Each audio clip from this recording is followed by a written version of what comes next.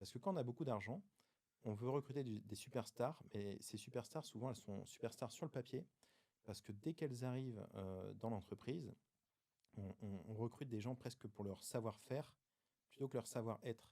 Alors que nous, on a toujours recruté, en tout cas moi, toujours, pour le savoir-être avant de le savoir-faire, parce que le savoir-faire, ça s'apprend. Ouais. Le savoir-être, ça s'apprend pas trop. On est comme on est.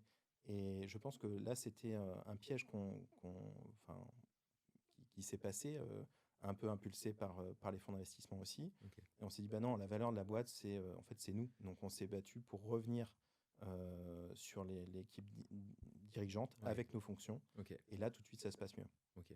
Et ça, ce sujet des CV superstars, c'était pas que cette personne, c'était vraiment plusieurs personnes. Oui. Et le recrutement, c'est extrêmement difficile, en tout cas. 200 personnes. Oui.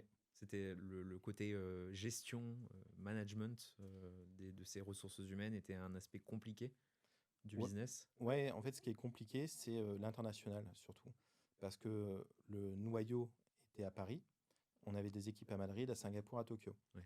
Et la difficulté, c'est de prendre en compte ce qui se passe à Singapour, donc surtout les défis techniques, parce que à Singapour, nous, on a toujours eu l'ADN de s'adapter vraiment au local. Oui.